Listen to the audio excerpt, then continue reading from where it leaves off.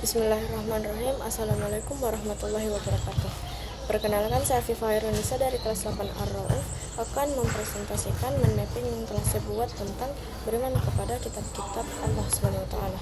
Yang pertama, ada pengertian. Iman kepada kitab-kitab Allah Subhanahu wa taala artinya meyakini dan membenarkan terhadap kitab yang diturunkan oleh Allah Subhanahu wa taala kepada para nabi dan rasulnya. Iman kepada kitab Allah Subhanahu wa taala meliputi beriman kepada seluruh kitab Allah Subhanahu wa taala yang diturunkan sebelum Al-Qur'an, yaitu Taurat, Zabur, Injil, dan Suhuf-suhuf. Yang kedua, isi-isi pokok kitab-kitab Allah Subhanahu wa taala.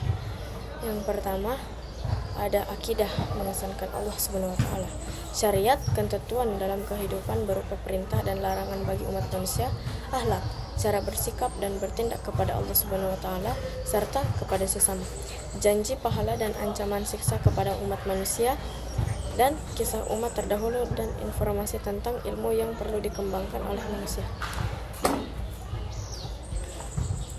Selanjutnya ada cara beriman kepada kitab-kitab Allah Subhanahu wa taala. Yang pertama, meyakini dengan sepenuh hati, yakin bahwa kitab-kitab Allah Subhanahu wa taala yang dibawa oleh para rasul-rasul itu benar-benar datang dari Allah Subhanahu wa taala. Yang kedua, membenarkan terhadap adanya kitab, membenarkan berarti tidak ada keraguan sedikit pun dalam hatinya terhadap kitab-kitab Allah Subhanahu wa taala yang telah diturunkan kepada para nabi dan rasulnya. Yang ketiga, memahami kandungan kitab Allah Subhanahu wa taala, kitab Allah Subhanahu wa taala sebagai pedoman hidup yang artinya akan menjadi benar dalam menjaga hidup. Selanjutnya, ada cara beriman kepada kitab-kitab Allah Subhanahu wa taala. Yang pertama, meyakini dengan sepenuh hati, yakin bahwa kitab-kitab Allah Subhanahu wa taala yang dibawa oleh para rasul itu benar-benar datang dari Allah Subhanahu wa taala. Yang kedua, membenarkan terhadap adanya kitab. Membenarkan adanya kitab Allah Subhanahu wa taala berarti tidak ada keraguan sedikit pun dalam hatinya terhadap kitab-kitab Allah Subhanahu wa taala yang telah diturunkan kepada para nabi dan rasulnya. Yang ketiga, memahami kandungan kitab Allah Subhanahu wa taala. Kitab Allah Subhanahu wa taala sebagai pedoman hidup yang artinya akan menjadi benar dalam menjalani hidup jika berpedoman kepada kitab-kitab Allah Subhanahu wa taala.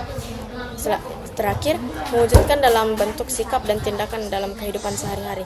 Jika mengamalkan Al-Quran dengan sepenuh hati, berarti sudah termasuk mengamalkan isi kandungan kitab-kitab sebelumnya, karena semua sudah disempurnakan di dalam Al-Quran.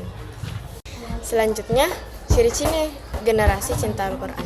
Yang pertama, memiliki kemauan kuat untuk senantiasa membaca dan mengetahui isi kandungan Al-Quran. Yang kedua, senantiasa merasa tenang dalam hatinya setelah membaca Al-Quran, sebab ada hubungan hati, perasaan, dan sikap terhadap yang dicintai, yakni Al-Quran. Ada pula ciri-ciri lainnya seperti dapat menjadikan Al-Quran sebagai sahabat hati yang setiap waktu akan menjaga dan mengingatkan untuk senantiasa menjaga diri dalam kebaikan, dan rela berkorban untuk kemuliaan Al-Quran, dan menjadi penuntun dalam kehidupan sehari-hari sehingga menjadi pribadi yang santun dan menghargai sesama. Selanjutnya, ada hikmah beriman kepada Allah Subhanahu wa taala. Yang pertama, mengetahui perhatian dan kasih sayang Allah terhadap para hambanya dengan menurunkan kitab kepada umat manusia sebagai petunjuk. Yang kedua, mengetahui syariat dan pedoman hidup yang diperintahkan Allah. Dan yang ketiga, hidup menjadi lebih terarah dan tidak tersesat dalam menjalaninya. Ada pula ayat dalil tentang beriman kepada kitab-kitab Allah Subhanahu wa taala. Allah Subhanahu wa taala berfirman dalam Quran surah Al-Baqarah ayat 285, Rasul telah beriman kepada Al-Quran yang diturunkan kepadanya dari Tuhannya.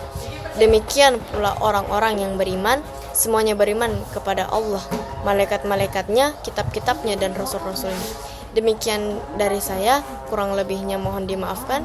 Wabillahi taufiq wal hidayah. Wassalamualaikum warahmatullahi wabarakatuh.